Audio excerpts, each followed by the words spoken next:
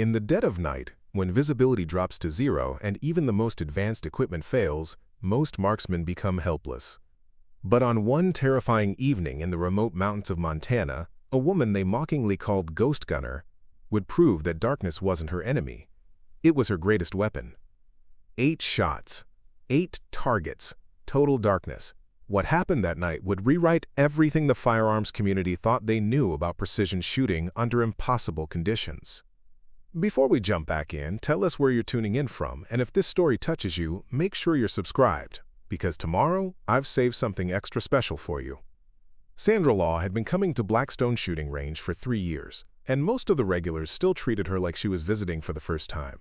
At 31, the former park ranger from Colorado would arrive every Tuesday and Thursday evening, driving her weathered pickup truck to the far end of the parking lot where she'd sit for a few minutes, just watching. The Blackstone Range was more than just a shooting facility. It was an institution. Nestled in the rugged terrain outside Bozeman, Montana, it attracted serious marksmen from across the Northwest. The kind of place where conversations revolved around ballistic coefficients, wind drift calculations, and arguments about which rifle manufacturer produced the most consistent accuracy. Sarah would listen to these discussions from whatever bench was available, usually in the back corner where the fluorescent lights flickered and the heating barely reached. Her small frame and soft-spoken manner led most people to assume she was either a beginner seeking lessons or someone's girlfriend tagging along for moral support. The regulars, mostly men in their 40s and 50s who'd been coming here since the range opened, would offer unsolicited advice about stance, breathing, and trigger control. Sandra would nod politely, thank them for their input, and continue with her practice routine. What they didn't see was the precision with which she approached every aspect of her shooting. While others would fire dozens of rounds in rapid succession, Sandra would take single, deliberate shots, separated by long periods of calculation and adjustment. She'd spend 15 minutes studying wind conditions through the range's windows, noting how the flags moved at different distances and heights. She'd check her equipment with the methodical thoroughness of someone whose life had once depended on absolute reliability. The range's owner, Dominic Hayes, was a former Marine who'd opened Blackstone after retiring from 20 years of military service. He ran the facility with military efficiency, strict safety protocols, well-maintained equipment, and zero tolerance for careless behavior. Dominic had noticed Sandra's unusual shooting pattern but kept his observations to himself. In his experience, the quietest shooters were often the most dangerous ones. "Evening, Sandra," Dominic would say when she signed in each visit. She'd smile, pay her range fees, and head to lane 15, always lane 15, the furthest from the entrance and closest to the advanced target systems.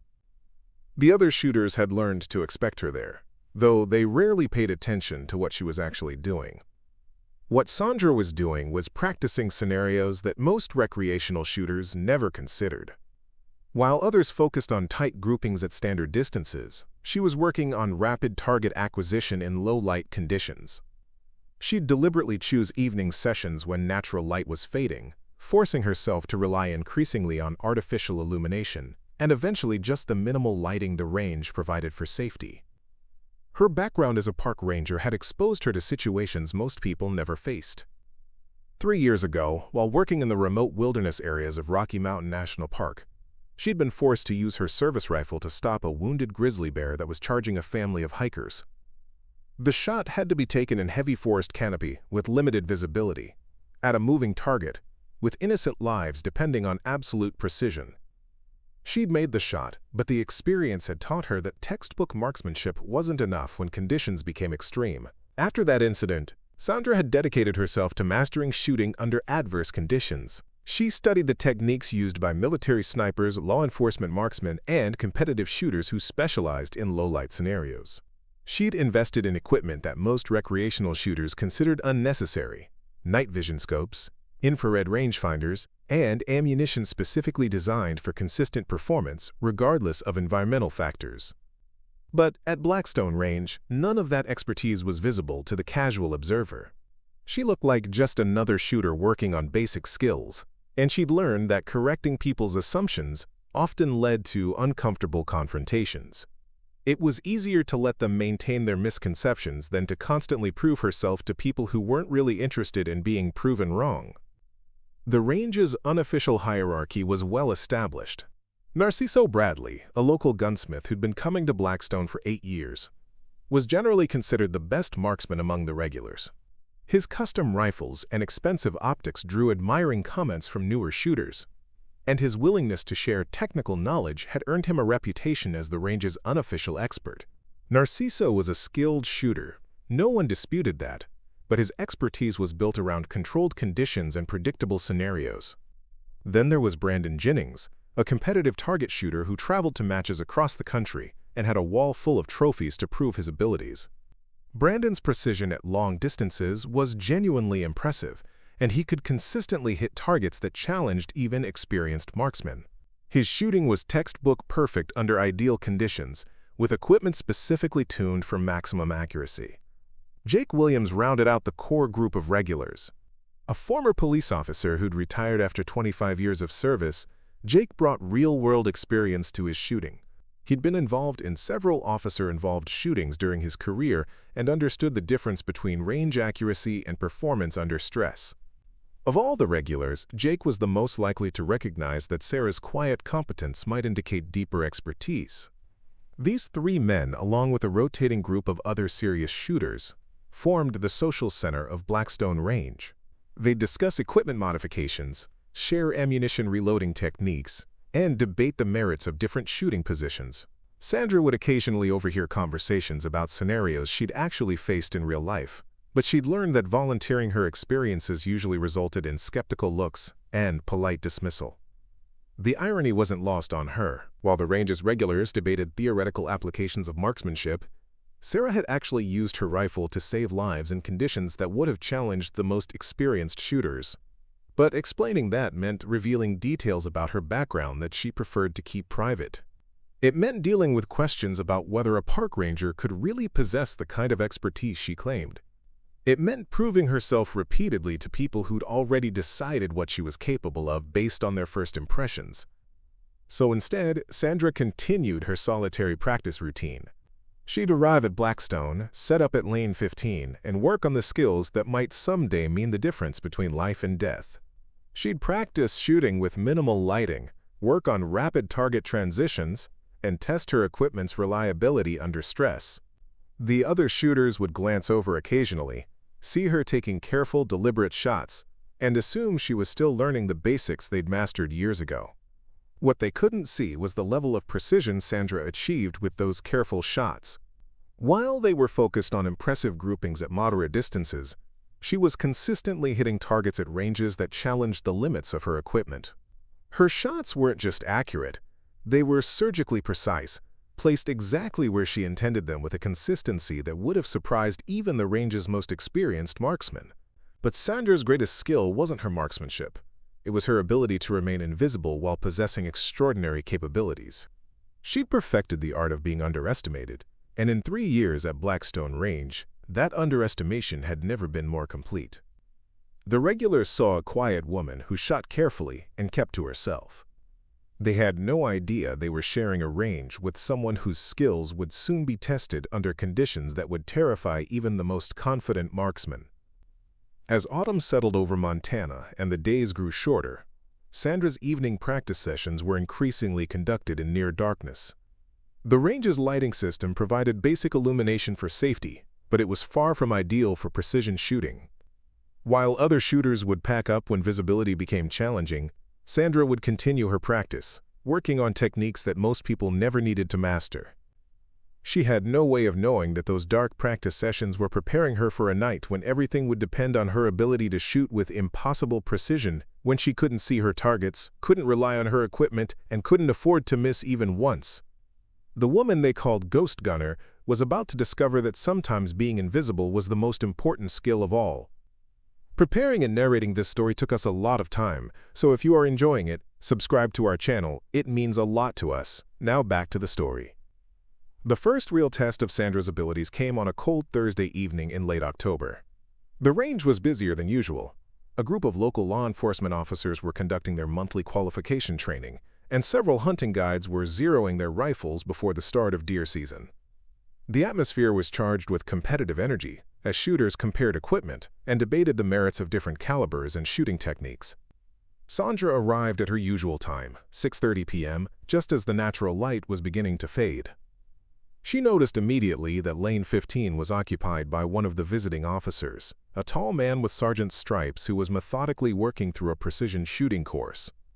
Rather than wait or ask him to move, Sandra quietly signed in with Dominic and took Lane 12, 3 positions closer to the center of the range than she preferred.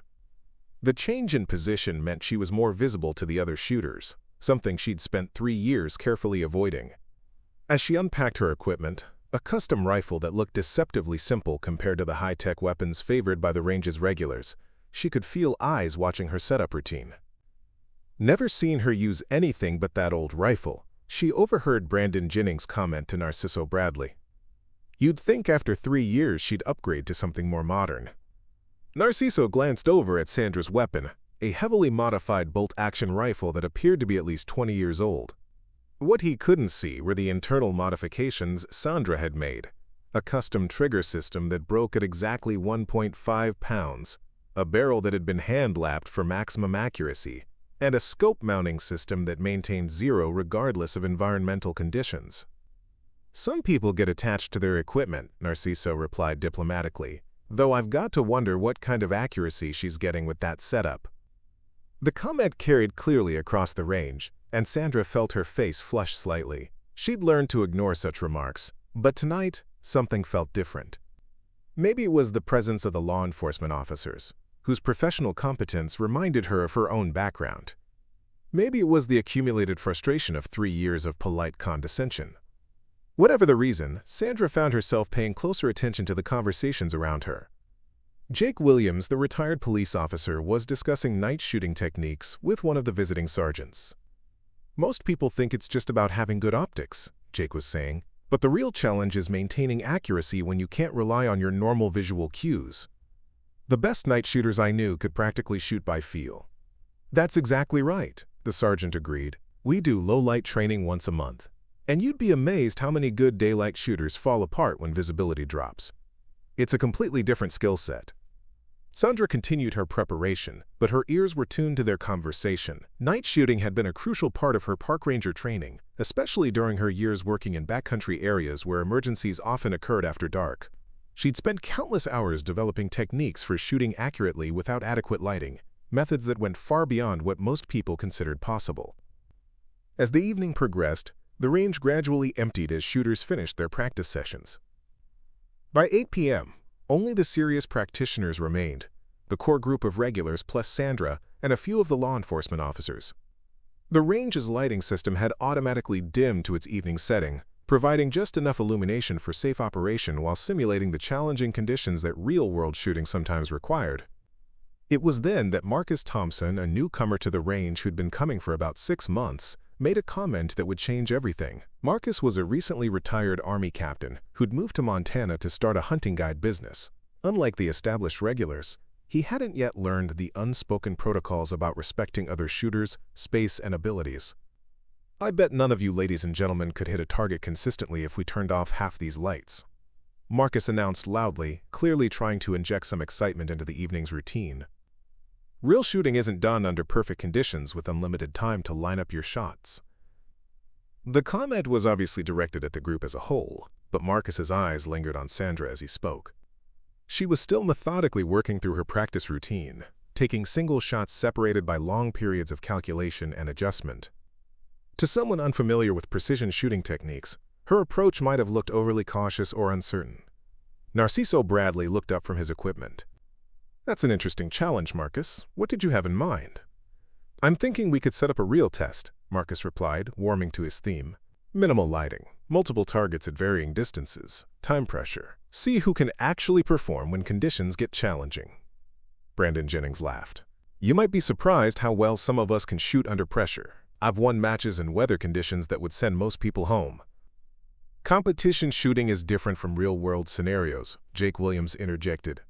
"In competition, you know exactly what you're facing. In the real world, you have to adapt to conditions you've never encountered before." Sandra continued shooting, but she was listening to every word. The conversation was touching on techniques and scenarios she'd actually faced. Situations where her life and the lives of others had depended on her ability to shoot accurately under impossible conditions. Part of her wanted to join the discussion, to share the insights she'd gained through actual experience. But 3 years of being dismissed had taught her caution. Marcus, however, wasn't finished. "I'm serious about this challenge. How about we set up a course that tests real abilities rather than just range skills? Something that would separate the shooters, who can actually perform, from the ones who just look good under perfect conditions." The suggestion hung in the air, and Sandra could sense the competitive tension building among the group. These were all accomplished shooters, men who took pride in their abilities and weren't about to back down from a challenge to their competence. "What kind of course are you thinking?"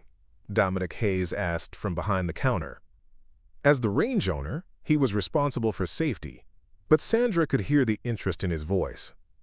Dominic had been a Marine, and Marines didn't shy away from tests of skill. "Multiple targets at different distances," Marcus outlined, "some stationary, some moving. Minimal lighting, just enough for safety, but far less than ideal shooting conditions. Time limits for each engagement. And here's the real test. No spotting scopes, no modern optics, just iron sights or basic glass." Brandon Jennings frowned. "That's eliminating a lot of legitimate shooting aids. Modern optics are part of marksmanship." "Modern optics are a crutch," Marcus shot back. "A real marksman should be able to hit targets with basic equipment under adverse conditions. That's what separates the professionals from the hobbyists." Sandra found herself gripping her rifle more tightly. Everything Marcus was describing, shooting in low light, using basic equipment, hitting multiple targets under time pressure, represented skills she developed out of necessity during her park ranger career. But she also knew that suggesting she participate in such a challenge would likely result in polite suggestions that she observe rather than compete. The discussion continued for another 20 minutes, as the group debated the specific parameters of Marcus's proposed challenge. Gradually, a consensus emerged around a course of fire that would test marksmanship under genuinely difficult conditions. 5 targets at distances ranging from 50 to 300 yards, each requiring a different shooting position, with lighting reduced to barely adequate levels. "So who's actually willing to put their reputation on the line?" Marcus asked finally. Narciso Bradley nodded. "I'm in. It sounds like an interesting test of fundamental skills." "Count me in too," Brandon Jennings agreed. "I've shot in worse conditions than anything you can set up here." Jake Williams considered for a moment. "Why not? It's been a while since I've had a real challenge." Marcus smiled with satisfaction. "Excellent. How about we make this interesting with a small wager? Say, $100 entry fee, winner takes all." The mention of money changed the dynamic immediately. What had started as a friendly test of skills was becoming a serious competition, and Sandra could see the men's attitudes shifting accordingly. This was no longer about proving points or demonstrating techniques. It was about establishing who was genuinely the best shooter among them. "When did you want to do this?" Dominic asked. "How about this Saturday evening?" Marcus suggested. "That gives everyone a couple of days to prepare, and we'll have plenty of time to set up the course properly." As the group finalized the details of their challenge, Sandra quietly packed up her equipment. She'd finished her practice session, but more importantly, she'd learned something crucial about the range's social dynamics. These men, for all their talk about real-world shooting and professional competence, were still thinking in terms of controlled competitions with predictable parameters. Sandra's experience had taught her that real marksmanship wasn't about winning challenges or proving superiority over other shooters. It was about making impossible shots when lives depended on absolute precision, and failure wasn't an option. The course Marcus had described might test their skills under mildly adverse conditions, but it was still a far cry from the scenarios Sandra had actually faced. As she prepared to leave, Sandra made a decision that surprised even herself. She approached the group of men who were still discussing the finer points of their upcoming competition. "Excuse me," she said quietly, her voice barely carrying over their conversation. "I couldn't help but overhear your challenge. Would it be possible for me to participate as well?" The request created an immediate and uncomfortable silence. Marcus looked genuinely surprised. while the others exchanged glances that clearly indicated they hadn't considered the possibility of Sandra joining their competition. "Well," Marcus said finally, "I suppose there's no reason you couldn't participate, though you should understand that this is going to be pretty challenging. We're not talking about basic marksmanship here." Sandra nodded politely. "I understand. I'd still like to try, if that's acceptable to everyone." Narciso Bradley looked uncertain. "Sandra, we'd hate for you to feel embarrassed if the course turns out to be more difficult than expected. These guys are all pretty serious shooters." "I appreciate your concern," Sandra replied evenly, "but I think I can handle whatever course you design." The confidence in her voice was unmistakable, and for the first time in 3 years, the range's regulars found themselves actually looking at Sandra Law rather than simply seeing her. There was something in her demeanor that suggested depths they hadn't previously recognized. "All right then," Marcus said, extending his hand. "Welcome to the competition. May the best shooter win." As Sandra shook his hand, she could see the skepticism in his eyes. He was clearly expecting her to withdraw once she realized what she'd gotten herself into. What Marcus didn't know was that Sandra had already faced challenges that would make his carefully designed course seem like basic training.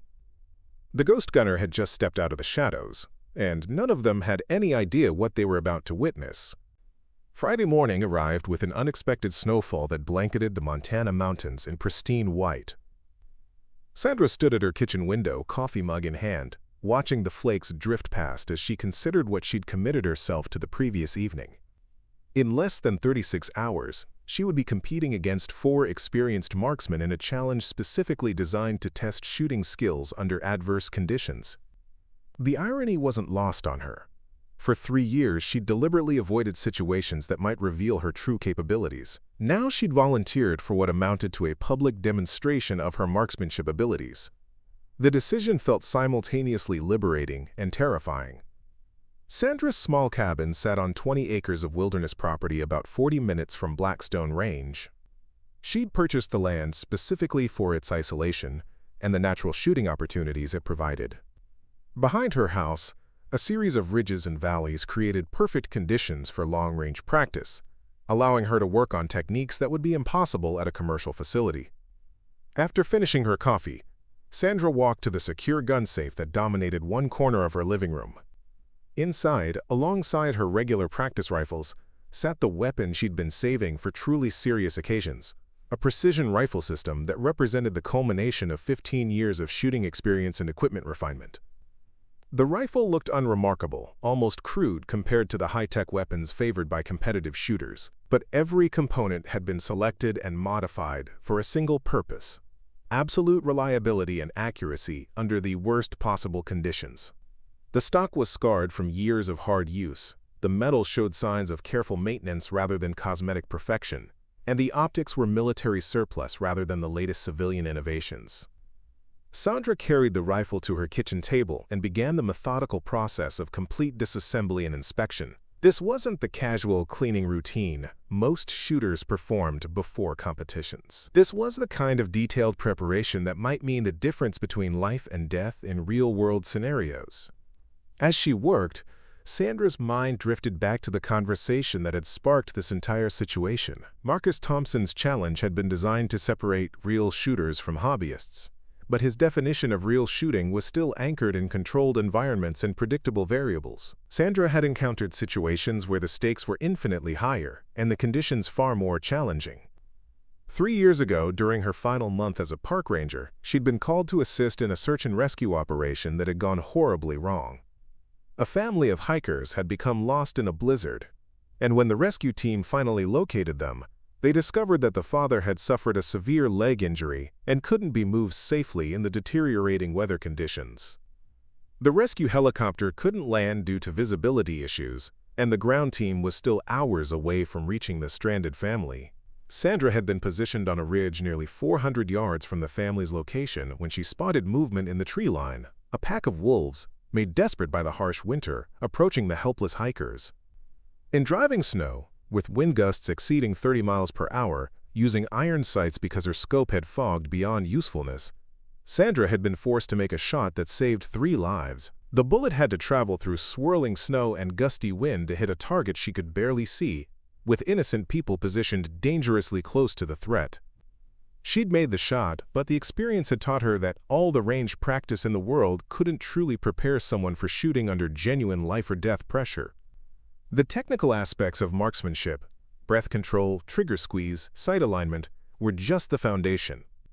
Real shooting required the ability to function when everything was going wrong simultaneously.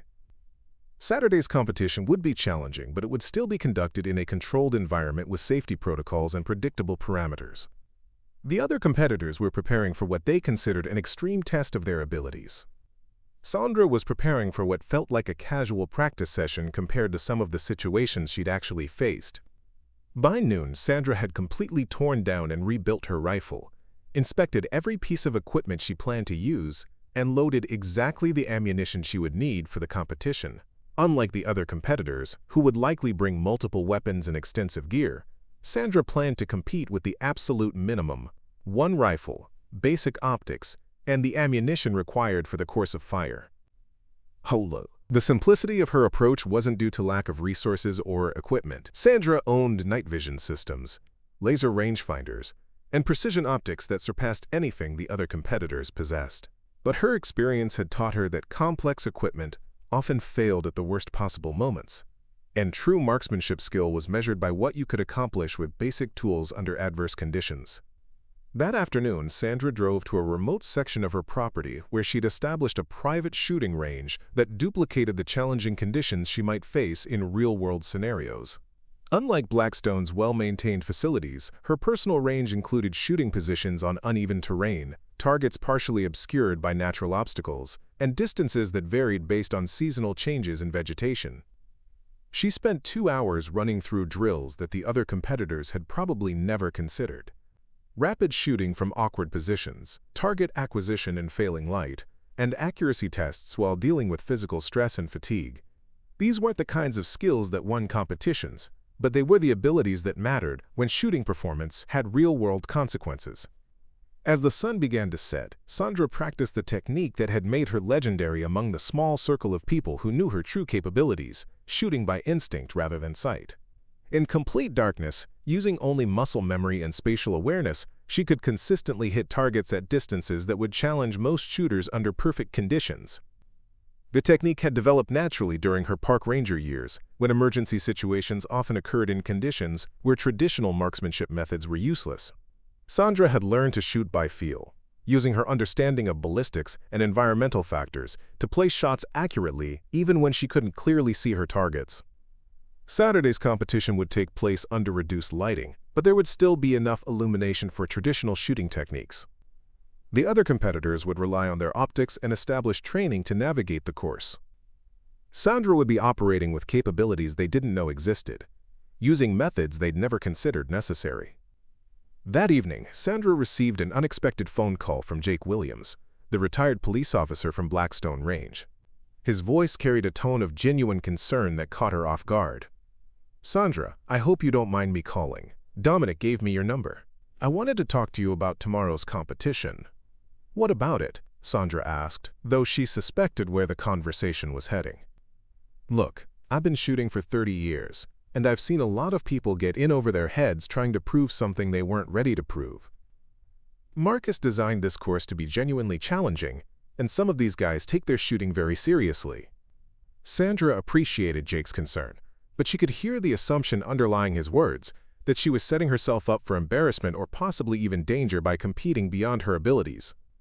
"I understand the course will be challenging," Sandra replied carefully, "but I think I can handle whatever conditions Marcus has in mind." "Sandra, you seem like a nice person, and I'd hate to see you get discouraged about shooting because of one bad experience. Maybe you should consider observing this time and participating in something less intense when you feel ready." The suggestion stung, partly because Sandra knew Jake meant well, and partly because it reminded her of 3 years of similar conversations. Well-meaning people who couldn't see past their initial impressions, offering advice based on assumptions rather than actual knowledge of her capabilities. "Jake, I appreciate your concern, but I'm committed to participating. I think you might be surprised by how things turn out." There was a pause on the other end of the line. "All right, just remember that there's no shame in recognizing when something is beyond your current skill level. These guys won't think less of you if you decide to step back." After Jake hung up, Sandra sat in her darkened cabin and considered the assumptions everyone was making about her abilities. Tomorrow's competition would either validate 3 years of careful invisibility or expose her true capabilities to people who'd never suspected they existed. She thought about Marcus Thompson's confident prediction that the course would separate professionals from hobbyists. He had no idea that he was about to compete against someone whose definition of professional shooting had been forged under conditions that would terrify most experienced marksmen. Sandra looked out her window at the snow-covered mountains, barely visible in the gathering darkness. Somewhere out there in the wilderness, she'd once made shots that had saved lives and stopped threats under conditions that would make tomorrow's competition seem like a casual practice session. The other competitors were probably spending their evening checking equipment, reviewing fundamentals, and psyching themselves up for what they considered an extreme test of their abilities. Sandra was simply preparing to demonstrate a small fraction of skills she'd never had the opportunity to display. Tomorrow, the ghost gunner would step fully into the light for the first time in 3 years, and none of them had any idea what they were about to witness.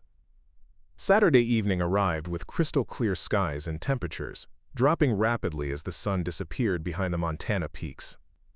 By 6 p.m., Blackstone Range had been transformed into something resembling a tactical training facility rather than a recreational shooting venue. Marcus Thompson had spent the entire afternoon setting up his challenge course, and the results were impressive enough to draw a small crowd of spectators. 5 shooting stations had been established at varying distances and elevations throughout the range complex. Station 1 required prone shooting at 100 yards. Station 2 demanded accurate fire from a kneeling position at 150 yards. Station 3 involved standing shots at 200 yards, with a time limit that would challenge even experienced marksmen. Station 4 required shooting from an improvised rest at 250 yards. And the final station, Marcus's masterpiece, called for precision shots at 300 yards from a position that offered minimal stability and no opportunity for equipment adjustments. More challenging than the distances and positions was the lighting situation Marcus had arranged. The range's normal illumination system had been reduced to bare minimum safety levels, creating conditions that simulated dawn or dusk shooting scenarios. Shadows obscured target details, and the reduced visibility would force competitors to rely on fundamental marksmanship skills rather than technological advantages. Sandra arrived precisely at 6:30 p.m., carrying only her rifle case and a small bag containing ammunition and basic accessories. Her minimalist approach contrasted sharply with the elaborate preparations of the other competitors, who had arrived with cases full of equipment, spotting scopes, and enough gear to supply a small military unit. "Evening, Sandra," Dominic Hayes called out as she signed the competition waiver. "Ready for Marcus's gauntlet?" "As ready as I can be," Sandra replied, though her voice carried a confidence that caught Dominic's attention. Something about her demeanor had changed since Thursday evening. The quietly uncertain woman who usually kept to herself had been replaced by someone who radiated calm assurance. Marcus Thompson was holding court near the first shooting station, explaining the rules to a gathering of spectators that included several local shooting enthusiasts and a reporter from the regional outdoor magazine. The presence of media had elevated the competition beyond a simple range challenge. It was becoming a public demonstration of Montana marksmanship skills. "The course is designed to test fundamental shooting abilities under realistic conditions," Marcus was saying as Sandra approached the group. "No electronic aids, no exotic equipment, just basic marksmanship skills applied under time pressure and challenging circumstances." Narciso Bradley looked up from his equipment preparation as Sandra joined the competitors. "Brought your usual rifle, I see. You sure you don't want to borrow something with a little more range capability? That 300-yard station is going to be challenging." Sandra patted her rifle case. "This should be sufficient for the distances involved." Brandon Jennings laughed, though not unkindly. "Sandra, I admire your confidence, but you might want to reconsider. I've shot this course twice during setup, and it's genuinely difficult even with top-tier equipment." "Thanks for the concern," Sandra replied evenly. "But I think I'll stick with what I know." Jake Williams had been unusually quiet during the pre-competition discussions, but Sandra noticed him watching her preparation routine with professional interest.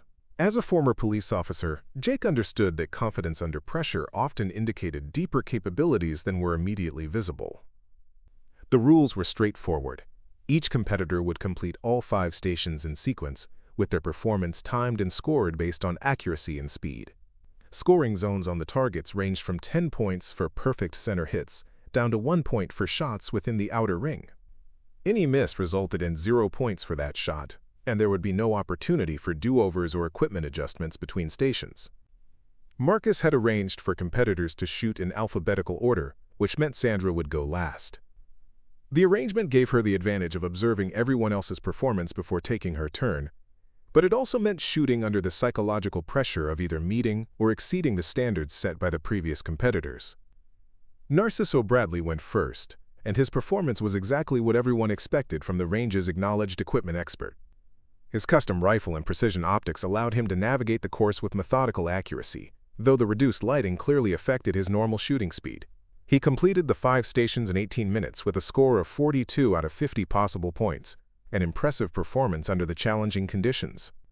Brandon Jennings followed with the aggressive shooting style that had made him successful in competitive environments. His approach was faster than Narciso's, but slightly less accurate, as the combination of time pressure and poor lighting forced him to rely more on instinct than careful aim. Brandon finished in 15 minutes with a score of 39 points, demonstrating that his competitive experience translated well to Marcus's challenge course. Jake Williams brought a different approach to the course, one informed by years of real-world shooting experience. His technique emphasized consistency over speed, and his shots showed the kind of practical accuracy that came from understanding how to perform under stress. Jake's time was 17 minutes, but his score of 44 points was the highest so far, a result that earned respectful nods from the other competitors. Marcus Thompson shot 4th, and his performance on his own course was designed to make a statement. Having practiced the stations extensively during setup, Marcus moved through the course with confidence and precision that impressed even the skeptical spectators. His time of 14 minutes combined with a score of 46 points established a benchmark that would be difficult for anyone to match. "That's going to be hard to beat," Brandon Jennings commented as Marcus finished his final shot. 46 points in 14 minutes is serious shooting. The crowd murmured agreement, and Sandra could see several spectators already assuming the competition was essentially over. Marcus's performance had been genuinely impressive, demonstrating the kind of fundamental marksmanship skills his course was designed to test. "Sandra, you're up," Dominic announced, though his tone suggested he expected her performance to be more of a demonstration than a serious competitive effort. Sandra walked to the first station and began unpacking her equipment with the same methodical precision she'd displayed during 3 years of practice sessions. Her rifle emerged from its case looking almost primitive compared to the high-tech weapons the other competitors had used. The scope was military surplus, the stock showed signs of hard use, and the overall appearance suggested a working tool rather than a precision instrument. "Interesting choice of equipment," the magazine reporter commented quietly to Dominic.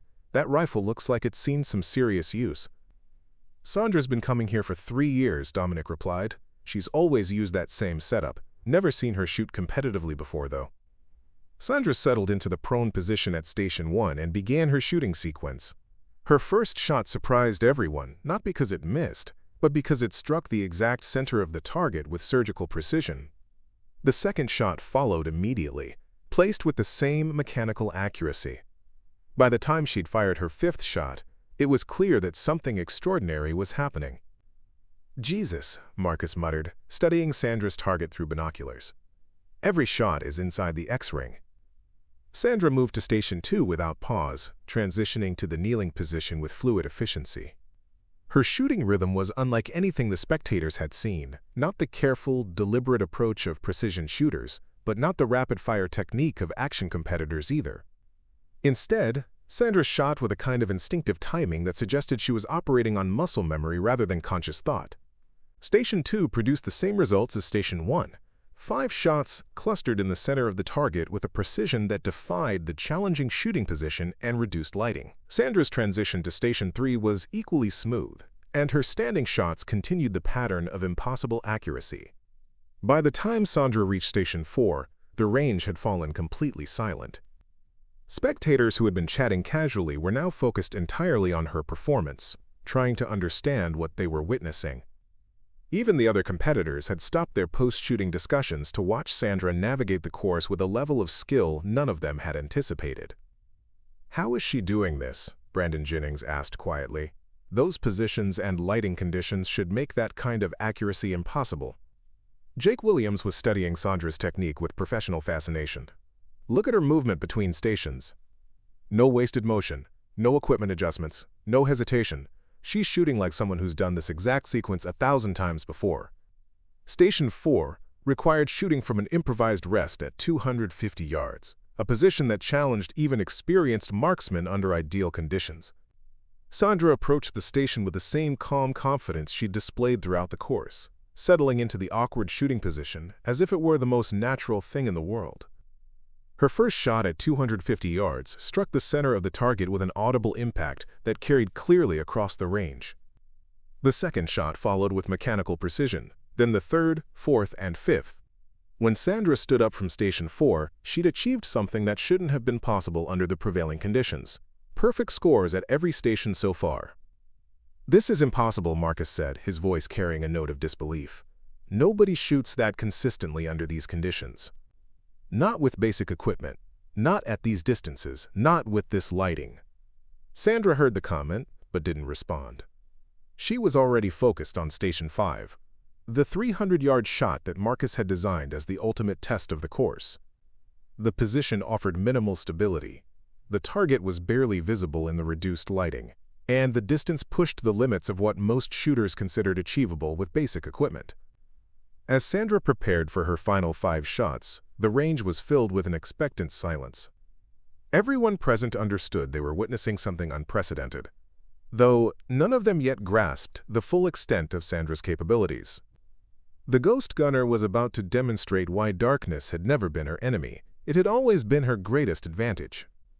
Station 5 represented the culmination of Marcus Thompson's challenge course, and he designed it specifically to be the great equalizer, a shooting position so difficult that even the most skilled marksman would struggle to maintain accuracy. The 300-yard target was positioned at the extreme end of the range, barely visible even under normal lighting conditions. With the reduced illumination Marcus had arranged for the competition, the target was little more than a dark shape against an even darker background. Sandra approached the final station with the same methodical calm she'd displayed throughout the course, but something subtle had changed in her demeanor. The other competitors and spectators noticed it immediately. A shift from quiet confidence to absolute certainty, as if she was transitioning from challenging conditions to her natural element. The shooting position at Station 5 was deliberately awkward. A makeshift rest constructed from rough timber that offered minimal stability, positioned on uneven ground that made consistent rifle placement nearly impossible. Marcus had tested the position himself during setup, and found that even his considerable skills were challenged by the combination of distance, lighting, and unstable support. "This is where things get interesting," Marcus announced to the assembled crowd, his voice carrying a note of anticipation mixed with skepticism about Sandra's ability to maintain her perfect performance. 300 yards, minimal light, unstable shooting position, this is what separates real marksmen from range shooters. Sandra settled into the position and began her preparation routine. But the spectators immediately noticed something different about her approach. Instead of struggling with the awkward rest and poor lighting like the previous competitors had, Sandra seemed to be adjusting to the conditions with practiced ease, as if she'd shot from similar positions countless times before. "Look at how she's setting up," Jake Williams observed quietly to Dominic Hayes. "She's not fighting the position, she's adapting to it. That's not something you learn from range practice." Through her scope, Sandra could barely make out the target at 300 yards.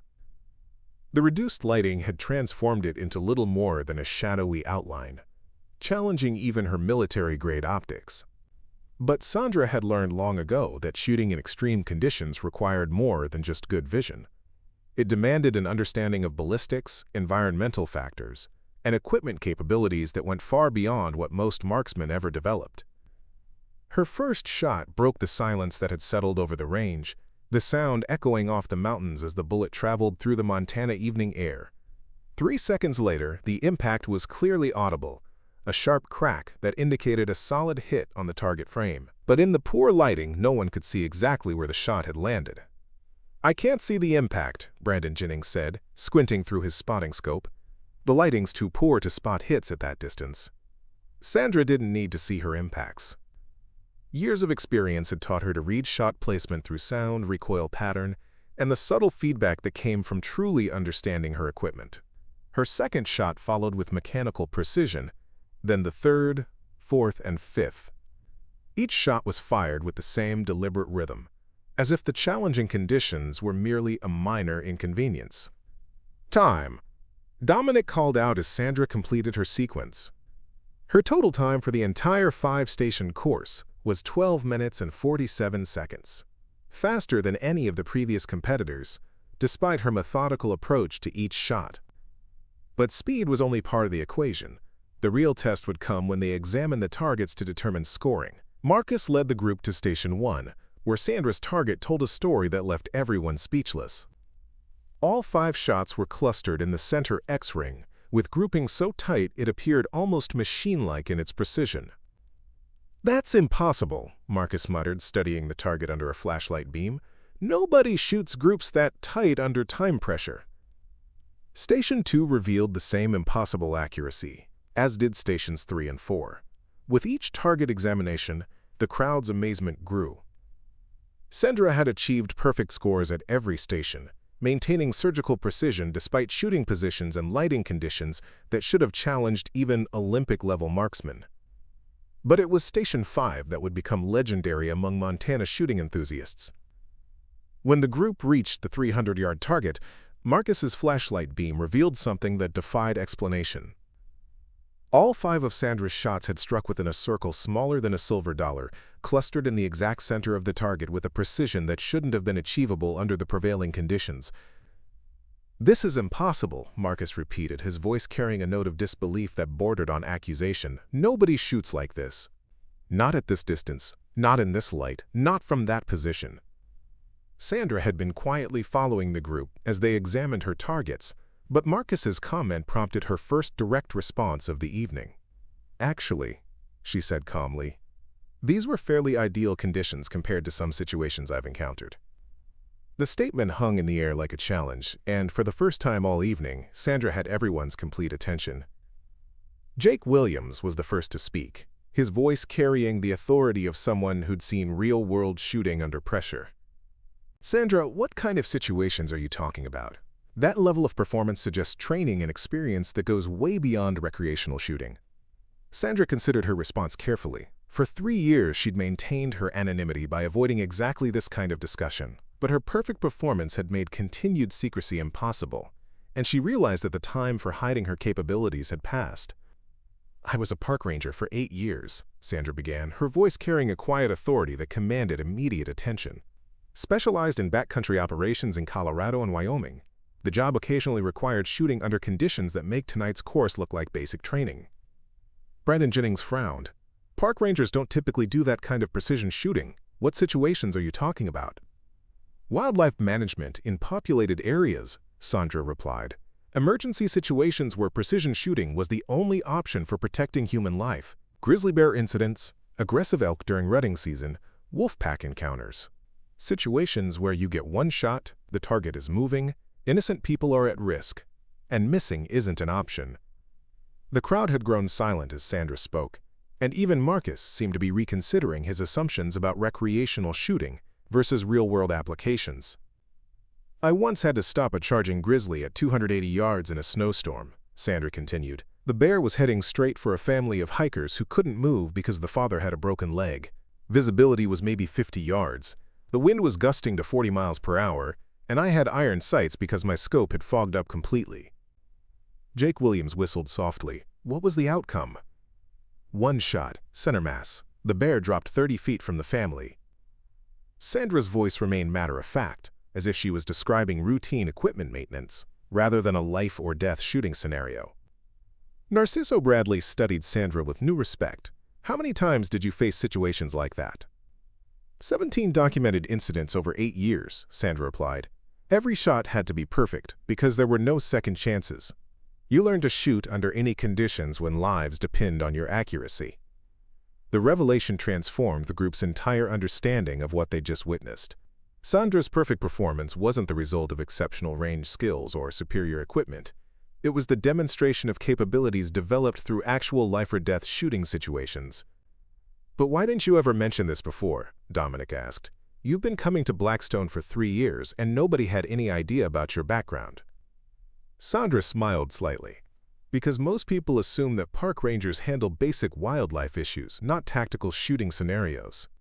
When I tried to discuss advanced techniques, people would suggest I stick to basic marksmanship until I was ready for more challenging concepts. Marcus Thompson had been unusually quiet during Sandra's explanation, but now he stepped forward with an expression that mixed admiration with embarrassment. Sandra, I owe you a serious apology. I designed this course specifically to challenge what I thought were the best shooters in the area, and you just demonstrated capabilities that make all of us look like beginners. You don't owe me anything, Sandra replied. Your course was genuinely challenging, and it gave me the first opportunity in 3 years to show what I'm actually capable of. As the group began calculating final scores, the results were almost anticlimactic. Sandra had achieved a perfect score of 50 points in a time that exceeded every other competitor's performance.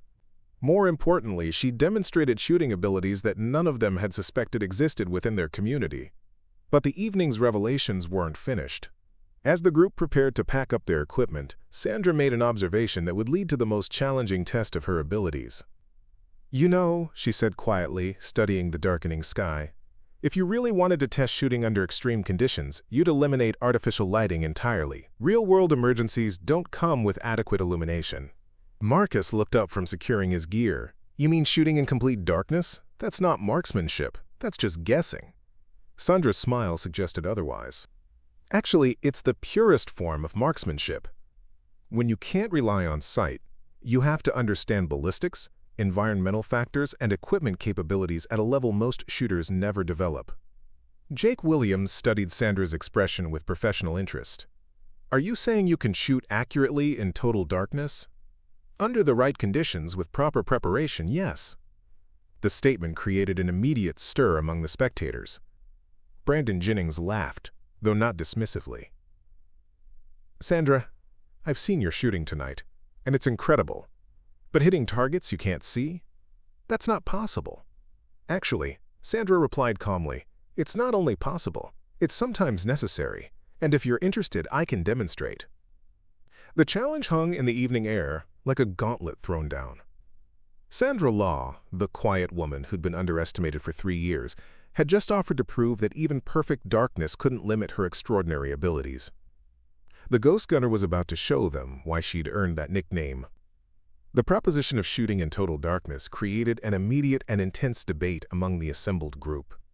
What had started as a friendly competition between experienced marksmen had evolved into something approaching the realm of the impossible, and not everyone was comfortable with the direction events were taking. Sandra, with all respect for your incredible performance tonight, Brandon Jennings said carefully, shooting in complete darkness isn't marksmanship, it's chance. No one can consistently hit targets they literally cannot see. I understand your skepticism, Sandra replied, her voice remaining calm despite the obvious doubt in the group. But there are techniques for shooting accurately without visual target acquisition. Methods developed for situations where traditional marksmanship approaches fail completely. Marcus Thompson looked up from the calculator he'd been using to tabulate final scores. What kind of techniques? Are we talking about some kind of military training that park rangers receive? Sandra shook her head. Nothing that formal. These are methods I developed through necessity during emergency situations. When you're responsible for protecting human life in wilderness areas, you learn to adapt to whatever conditions you encounter. Dominic Hayes had been listening to the conversation with growing fascination. As a former Marine, he understood that combat situations often required capabilities that went far beyond standard training protocols. Sandra, are you talking about shooting by sound or some other sensory method? Partly, Sandra acknowledged. But it's more complex than that. Sound can help with general target location, but accurate shot placement requires understanding ballistics, environmental factors, and equipment behavior at a level that allows you to calculate solutions without visual confirmation.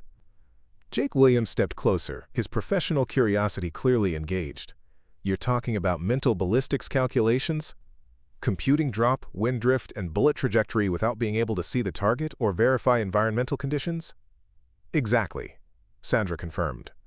When you understand your equipment well enough, and you've developed the ability to read environmental factors through non-visual cues, It becomes possible to place shots accurately even in complete darkness.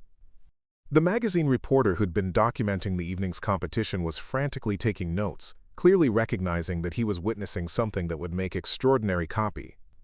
"Ms. Law, are you saying you've actually done this under real-world conditions?" Sandra nodded. "Twice. Both times during search and rescue operations where emergency situations developed after dark in remote areas with no artificial lighting available." "What kind of emergency situations?" Narciso Bradley asked, his skepticism gradually giving way to genuine curiosity. "The first was an injured hiker who'd been attacked by a mountain lion.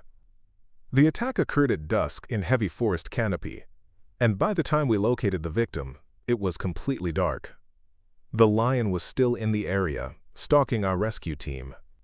I had to take the shot without being able to see either the target or my rifle sights clearly." The group had fallen silent, absorbing the implications of what Sandra was describing. Emergency shooting scenarios where failure meant human casualties were far removed from the controlled environment of competitive marksmanship. "What was the second incident?" Jake asked quietly. "A hostage situation involving armed poachers who'd taken a group of campers prisoner. The confrontation occurred in a remote canyon with no moon and heavy cloud cover.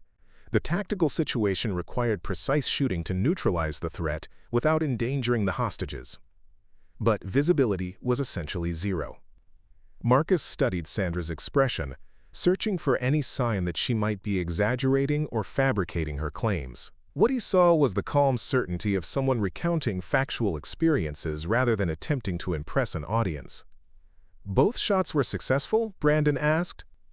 "Both situations were resolved without casualties to innocent parties," Sandra replied diplomatically. "The techniques work, but they require extensive preparation and absolute understanding of your equipment and environmental factors."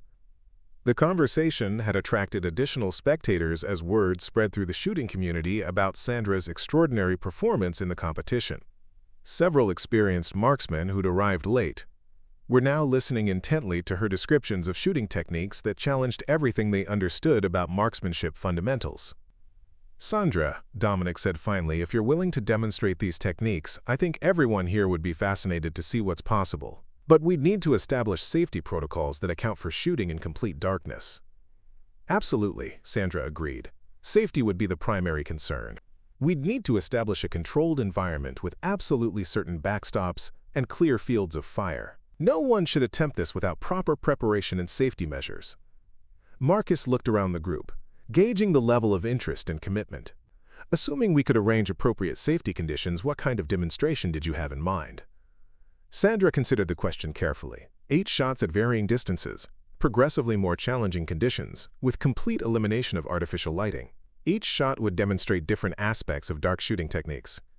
8 shots, Jake repeated. "That's pretty specific." 8 represents the maximum number of precision shots I've ever had to make in a single emergency situation, Sandra explained. "It's also enough to demonstrate the full range of techniques required for accurate shooting without visual target acquisition." The group spent the next 20 minutes discussing the logistics of arranging such a demonstration. The challenges were significant: ensuring absolute safety while eliminating all lighting, establishing targets that could be verified for accuracy after shooting, and creating conditions that would provide a legitimate test of Sandra's claims. Eventually, they settled on a plan that would satisfy both safety requirements and the need for objective verification. The demonstration would take place the following Saturday evening, giving everyone a full week to prepare. Dominic would coordinate with local law enforcement to ensure proper safety oversight, and multiple independent observers would verify target placement and shooting results. "One condition," Sandra added as the group finalized their plans, "I'll need complete darkness for at least 30 minutes before beginning the demonstration. Dark adaptation is crucial for the techniques I'll be using." 30 minutes of total darkness? Brandon asked. "What happens during that time?" "Sensory adjustment," Sandra replied. "When you eliminate visual input completely, other senses become more acute. Sound, air movement, even subtle changes in temperature become much more noticeable. That enhanced sensory awareness is essential for accurate shooting without sight." Marcus shook his head in amazement. "Sandra, I have to ask, why didn't you ever compete professionally?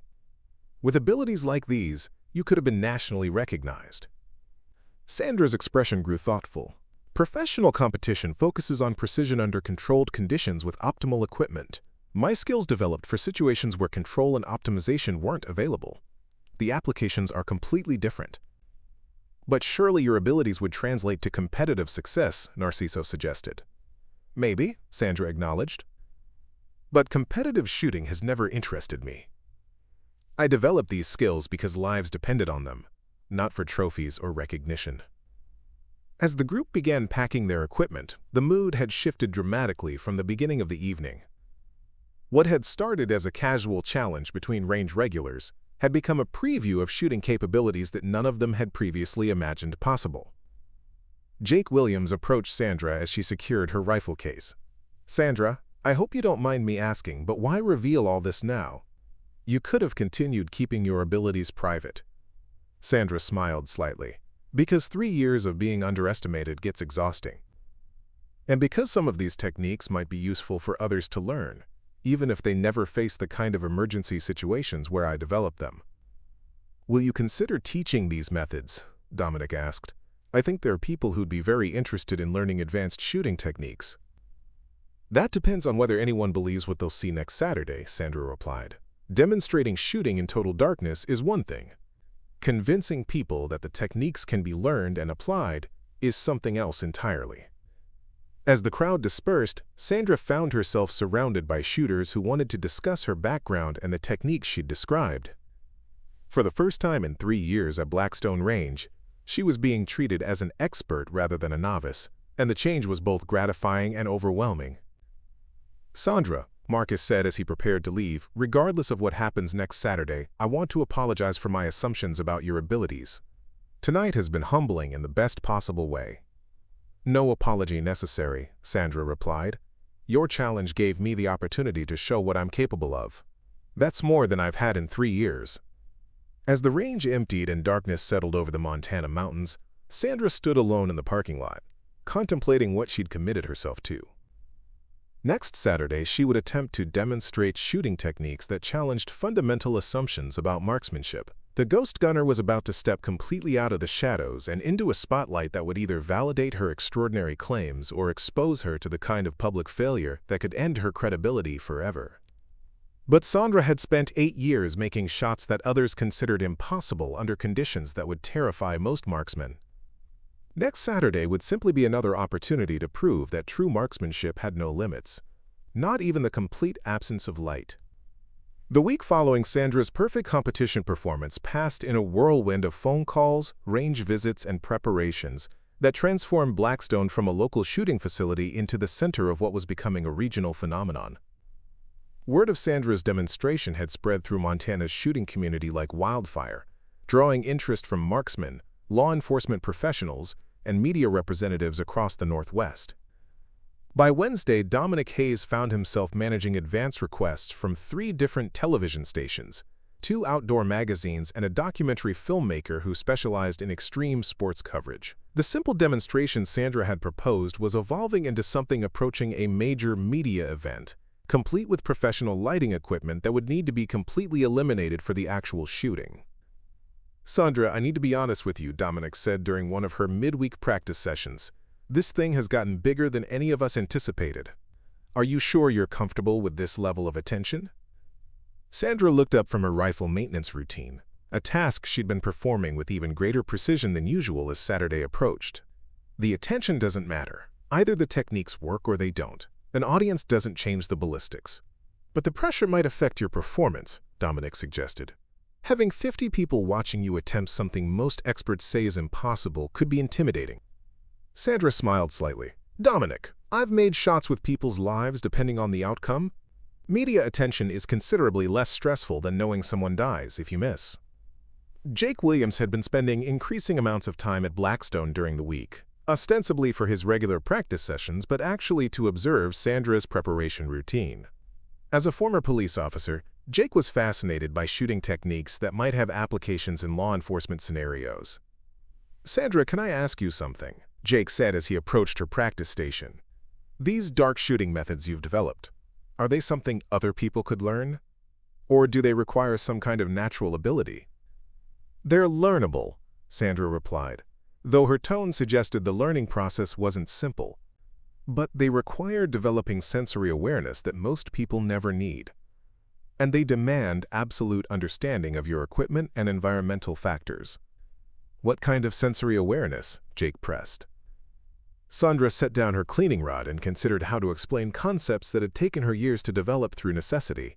Sound interpretation, for example. A bullet traveling through air creates acoustic signatures that change based on atmospheric conditions. If you understand those signatures well enough, you can use them to gauge environmental factors that affect trajectory. Jake looked skeptical. You're talking about using the sound of your own gunshot to determine atmospheric conditions? Partly, but it's more complex than that. Air density, humidity, temperature gradients, they all affect both ballistic performance and acoustic properties. When you learn to read those connections, you can gather environmental data through non-visual means. Marcus Thompson had arrived for his own practice session and overheard the conversation. Since Saturday's competition, his attitude towards Sandra had shifted dramatically from condescension to genuine curiosity about techniques that challenged his understanding of marksmanship fundamentals. "Sandra, I've been thinking about what you demonstrated last weekend," Marcus said, joining their discussion. "Your accuracy under reduced lighting conditions was extraordinary, but shooting in complete darkness seems like it requires completely different methods." "It does," Sandra confirmed. "Reduced lighting still allows visual reference points in traditional shooting techniques. Complete darkness requires abandoning visual input entirely and relying on calculated solutions based on environmental data and equipment knowledge." "How do you even aim without being able to see your sights?" Marcus asked. Sandra walked to her rifle case and retrieved her weapon, handling it with the kind of familiarity that came from years of absolute dependence on its reliability, muscle memory, and consistent equipment setup. Every aspect of rifle positioning has to be identical every time. Stock placement, grip pressure, sight alignment relative to facial anatomy. She demonstrated by mounting the rifle and settling into a shooting position with her eyes closed. Even without visual input, her form was textbook perfect and the rifle tracked smoothly as she simulated target acquisition. "But muscle memory only handles the mechanical aspects," Sandra continued. "Accurate shot placement requires calculating ballistic solutions based on range estimation, environmental assessment, and understanding of how your specific ammunition performs under varying conditions." Brandon Jennings had been listening from the next shooting lane, and Sandra's explanation prompted him to approach their growing discussion group. "Sandra, range estimation in darkness. How is that even possible? Visual range-finding techniques obviously don't work." "Sound analysis, primarily," Sandra replied. "Different materials reflect and absorb sound in predictable ways. If you understand acoustic properties of various surfaces and materials, you can use audio cues to estimate distances with reasonable accuracy." The group exchanged glances that reflected their growing amazement at the depth and complexity of techniques Sandra had developed. What they'd initially assumed was some kind of intuitive shooting ability was revealing itself to be a sophisticated system of environmental analysis and ballistic calculation. "This Saturday," Sandra continued, "I'll demonstrate 8 different shots that showcase various aspects of dark shooting techniques. Each shot will test different environmental assessment methods and ballistic calculation approaches." 8 specific shots, Jake repeated. "You mentioned that number before. What makes 8 the right number for demonstration purposes?" Sandra's expression grew serious. "Because 8 was the number of shots required during the most challenging emergency situation I ever faced. If I can replicate that performance under controlled conditions, it proves the techniques are reliable rather than lucky." "What was that situation?" Dominic asked quietly. Sandra hesitated, clearly weighing how much detail to share about what was obviously a traumatic memory. "A search and rescue operation that went wrong.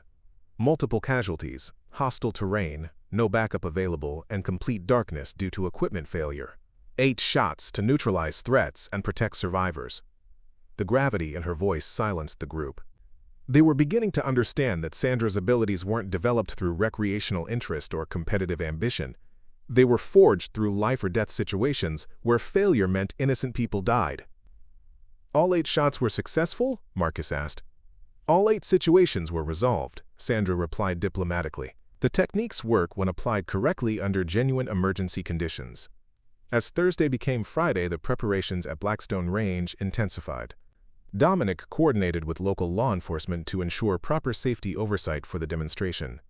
Professional surveying equipment was brought in to precisely measure target distances. Independent observers were briefed on verification procedures that would confirm the accuracy of Sandra's shots. The media attention continued growing throughout the week. By Friday afternoon, reservation requests for Saturday's demonstration had exceeded the range's capacity by nearly 3-to-1, forcing Dominic to implement a lottery system for attendance. "Sandra, there's something I need to discuss with you," Dominic said during her Friday evening practice session. "Some of the media people are asking about filming rights and potential documentation deals. Are you interested in any commercial arrangements?" Sandra looked genuinely surprised by the suggestion. "Commercial arrangements for what?" "Your shooting techniques. There are people who think this could be developed into training programs, instructional materials, maybe even television content." Sandra shook her head. "These methods weren't developed for entertainment or profit. They're emergency techniques for life-threatening situations. Commercializing them feels wrong." "But think about the potential applications," Dominic pressed. "Law enforcement, military special operations, search and rescue teams. There are professionals who could benefit from learning these techniques."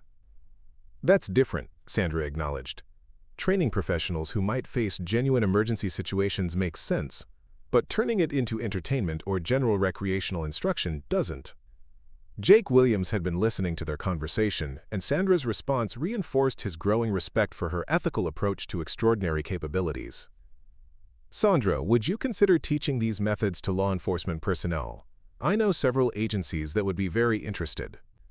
"Under the right circumstances, yes," Sandra replied, "but only for professionals who understand that these aren't party tricks or competitive advantages. They're life-saving techniques that require serious commitment to master." As Friday evening ended and Saturday's demonstration approached, Sandra completed her final equipment preparation with the kind of methodical precision that had characterized her approach throughout the week. Every component of her rifle had been inspected and tested multiple times. Her ammunition had been hand-selected for consistency. Her backup equipment had been verified and positioned for immediate access. But more importantly, Sandra had been preparing mentally for the kind of performance that would either validate years of specialized development or expose her to public failure in front of an audience that now included regional media coverage. "You nervous about tomorrow?" Jake asked as Sandra packed her equipment. Sandra considered the question honestly. "Not nervous about the shooting. These techniques have been tested under far more stressful conditions than anything tomorrow will present. But I am concerned about people's expectations." "What do you mean?" "Some people are expecting magic or supernatural abilities. Others are hoping to see me fail because they don't believe the techniques are possible. Very few people understand that this is simply applied physics and environmental awareness taken to their logical conclusion." As Sandra left Blackstone Range for the final time before her demonstration, she carried with her the weight of expectation from a community that was about to witness shooting techniques that challenged fundamental assumptions about marksmanship possibilities. Tomorrow night, the ghost gunner would step into complete darkness and prove that true precision had no limits, not even the absolute absence of light. Saturday evening arrived with unseasonably warm weather and crystal-clear skies that would make the elimination of artificial light even more dramatic. By 6 p.m., Blackstone Range had been transformed into something resembling a professional film set, with media equipment positioned at safe distances and observation areas carefully marked to ensure spectator safety during the unprecedented demonstration. Sandra arrived to find a crowd of nearly 60 people assembled for her demonstration: marksmen from across the region, law enforcement professionals, media representatives, and even a small contingent of military personnel who'd driven from nearby bases specifically to witness what many experts had declared impossible. "Sandra, this is Sheriff Robert Martinez from Gallatin County," Dominic Hayes said, introducing her to a tall man in uniform who carried himself with unmistakable authority. "He's here in an official capacity to oversee safety protocols." Sheriff Martinez extended his hand with a mixture of professional skepticism and genuine curiosity. "Ms. Law, I'll be honest, what you're proposing to demonstrate tonight challenges everything I know about firearms capabilities. But if these techniques have legitimate law enforcement applications, I want to see them firsthand." I understand your skepticism, Sheriff, Sandra replied. I hope tonight's demonstration provides useful information, regardless of the outcome. The evening's protocol had been carefully planned to ensure both safety and objective verification of results. 8 targets had been positioned at distances ranging from 75 yards to 400 yards, each marked with reflective tape that would be completely invisible once lighting was eliminated, but would allow precise measurement of shot placement afterward. Dr. Patricia Coleman, a ballistics expert from Montana State University, had volunteered to serve as an independent observer and technical analyst. Her presence added scientific credibility to an event that was already attracting significant attention from the broader shooting community. Ms. Law, Dr. Coleman said as she approached Sandra's preparation area, I've reviewed the technical specifications for tonight's demonstration. From a physics standpoint, what you're proposing requires environmental analysis and ballistic calculation at a level I've never seen documented in civilian applications. The calculations aren't particularly complex, Sandra replied as she began her final equipment check. They just require integrating multiple environmental factors that most shooters never need to consider simultaneously. As sunset approached, Sandra began the 30-minute dark adaptation period she'd requested. All artificial lighting at Blackstone was systematically eliminated, plunging the range into complete darkness. The assembled crowd fell silent as they experienced the absolute blackness that Sandra would navigate during her demonstration. Ladies and gentlemen, Dominic announced to the invisible audience, we're now entering the conditions under which Ms. Law will attempt her demonstration. No artificial lighting of any kind will be used during the shooting sequence. For most people present, the darkness was disorienting and slightly frightening. Vision became completely useless, and other senses began heightening in response to the sensory deprivation. Sound seemed amplified, air movement became more noticeable, and spatial awareness shifted dramatically. But for Sandra, the darkness represented her natural element. As her eyes adapted and her other senses sharpened, she began gathering environmental data that would be crucial for the shots she was about to attempt. Air temperature, humidity levels, wind patterns, atmospheric pressure, all the factors that affected ballistic performance, but were normally assessed through visual cues. Target 1, Sandra announced, her voice carrying clearly through the darkness. 75 yards, stationary target, demonstrating basic dark shooting technique. The first shot shattered the silence with startling intensity. In complete darkness, the muzzle flash created a brief, brilliant flare that temporarily destroyed everyone's dark adaptation. But Sandra had anticipated this effect and had positioned herself to minimize visual disruption while maximizing her ability to read acoustic feedback from the shot. Target 2, 125 yards, elevated position, demonstrating range estimation through acoustic analysis. The second shot followed 45 seconds later, the delay allowing Sandra to process environmental feedback from the first shot and adjust her calculations accordingly. Each shot was providing data about atmospheric conditions that would inform subsequent shooting solutions. Target 3, 200 yards, demonstrating compensation for atmospheric density variations. By the third shot, the assembled crowd was beginning to understand that they were witnessing something extraordinary. Sandra's shooting rhythm was unlike anything they'd heard before, deliberate but confident, with timing that suggested she was operating according to a predetermined plan rather than struggling with impossible conditions. Dr. Coleman was frantically taking notes in the darkness, her scientific background allowing her to recognize the sophistication of the environmental analysis Sandra was demonstrating.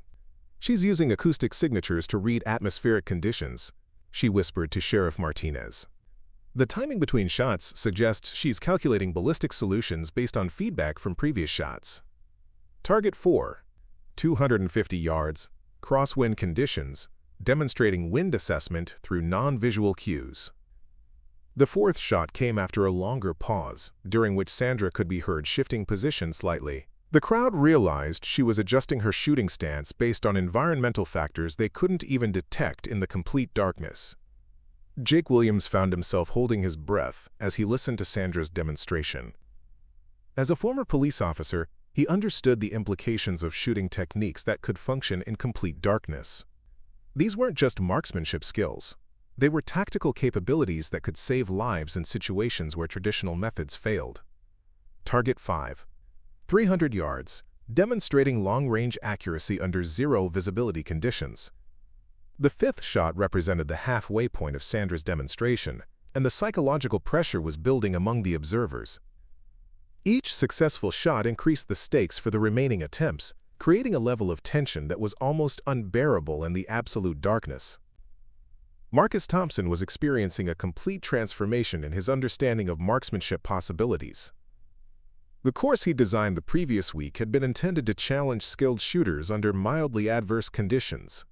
What Sandra was demonstrating represented capabilities that redefined what was possible with basic equipment and human skill. Target 6. 350 yards, irregular terrain, demonstrating advanced environmental compensation. The sixth shot followed the longest pause yet, as Sandra worked through ballistic calculations that accounted for distance, atmospheric conditions, and terrain factors that would challenge even computer-assisted shooting systems. The crowd could hear her making subtle equipment adjustments in the darkness. Target 7. 400 yards, maximum effective range, demonstrating the limits of dark shooting technique. The seventh shot pushed the boundaries of what was possible with Sandra's equipment under any conditions.